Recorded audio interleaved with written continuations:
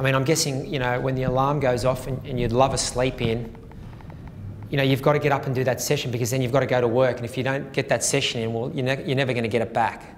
So there needs to be discipline and, I guess, a desire to stick to the schedule.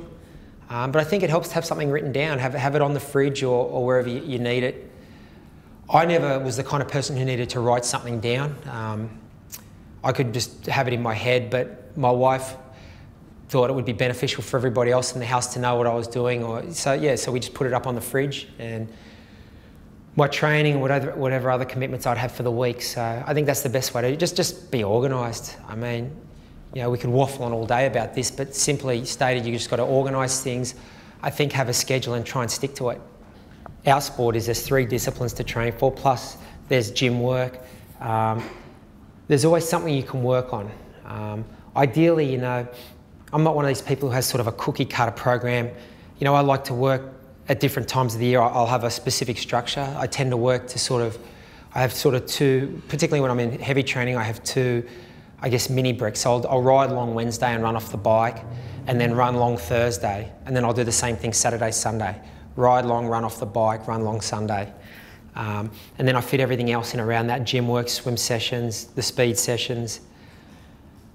Ultimately, you do need to check some boxes. If you're training for an Ironman or a half Ironman or any distance, you have to do some longer endurance stuff, sort of over distance as they call it.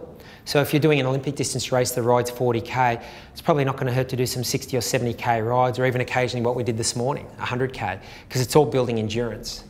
And I think they're important in a weekly program to have that sort of endurance perspective. I think it's also important, as I spoke to a lot of you individually on the ride, you can't just do everything long and slow either. You need to have some faster or tempo work, and you need to do a lot of strength work. It's a strength-based sport. So I tend to think that strength and endurance complement each other, so you can do a lot of volume with strength work, because obviously when you're doing a lot, your legs are fatigued and it's hard to go out and be snappy.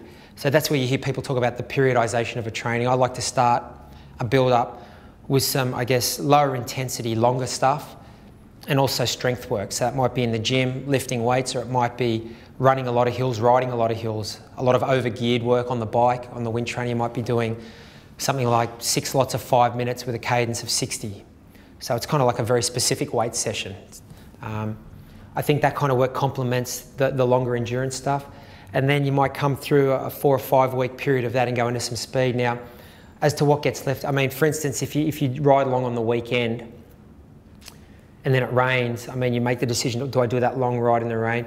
I mean, like I said, there's so many different aspects you can work on. Ultimately, I don't think it's ever fatal, you know, when you need to miss a session here or there. I'm not a big believer in missing sessions, but I'm totally flexible in changing sessions around too. I mean, I think we all know what it feels like. There's a very fine line between being overtrained or just being under a normal heavy workload. You know, I never cancel sessions. I never wake up and think, I'm so tired today, I can't do that session. I always get out the door. And if it's a hard session, I'll warm up and I'll try and do the first couple of intervals. And obviously, you know, you're getting the feedback from your body and also from maybe a heart rate monitor or a power meter. You know if you're, you know, one of the signs of real fatigue is your heart doesn't respond well, you can't get your heart rate up. But I think it's always good to warm up and start those sessions, and then if you're not responding, maybe just say, you know what I need today is just a 2-hour easy spin or a light run instead of this interval work. But in terms of missing sessions, I mean, I think you need to prioritise. I think, see, here's the thing, I like to look at a whole build-up rather than just a week, each week together. So in a long build-up, just say you give yourself 12 weeks for an Ironman and something's coming up on this weekend, you can't get your long ride in. Well, I don't think it's fatal, because if you've given yourself 12 weeks, hopefully in that 12-week build-up to a half Ironman, you'll get 12 long rides in, or 10 long rides anyway. So it's a matter of finessing it more than anything else. It's a work in progress, to be honest. And you know, if sorry, no, it's very emotional. You get guilty if you miss this. Yeah. Well, mate, welcome to the club. I think we all have those personality traits. I mean, I am like that. You get, you know, the one thing that irks me, you know, people always say, oh, you must never take time off. And no, I do. When it's time to take time off, I can take time off. But when I'm supposed to be training and I'm not, yes, then I am pissed off. Absolutely, because I'm supposed to be at work. You know, so I think the thing is that, for instance, if you've got a 5-hour ride to do on the weekend, but you've got a family commitment or something coming up, just get up early and cut it short. Maybe do 2.5 hours or 3 hours, do it hard, or get on the bike trainer for an hour and a half and just flog yourself. You know, maybe say, you know what, today I'm not going to do that 5-hour endurance ride. I'm going to do 10 lots of 5 minutes at race pace on the bike trainer. I'll be done and dusted in an hour and a half. That session in itself is going to be a great session though. So, I mean, I just think it's a matter of prioritising and knowing that there's a big picture. And, you know, I've never been one to miss sessions. I never miss, I go out in the rain, hail or shine, but I'm very flexible. And that's why I like to train on my own a lot, because if I do get up, you know, and I'm supposed to be riding 6 hours and it's pouring rain and cold, and, you know, I'm feeling a little run down, then, you know, I might just say, you know, I'm going to switch that around. I'm going to do a long run today instead. I'll do a 2-hour long run. Because I find running in the rain, your heart rate's a bit high, you don't get as cold as when you ride. Sometimes you're coasting down hills, it's easy to get cold. So, I mean, you've got to be totally flexible like that. But I think as an athlete, it's like being in business. You're accountable for your own fitness. And you have to make decisions, and they can be hard decisions, but it's, you know, ultimately, all it is training. And I think it's like anything, and I touched on it this morning, there's every time you come to a fork in the road, what race should I do, what training should I do? There's pros and cons to every decision. There's no right or wrong. There's probably 3 or 4 right answers or right things to do, and each are going to have some advantages and maybe some significant disadvantages, and then you have to weigh it up and say, well, you know, I'm supposed to be riding 6 hours today. It's pouring rain, it's a little cold, I'm feeling a run down. I might just go and run 2 hours and then go and have a swim indoors later or something. Or I just think you have to have that flexibility. It comes up, we talked about it with nutrition as well. I go into the race with a nutritional, with a strategy, but it's never the same.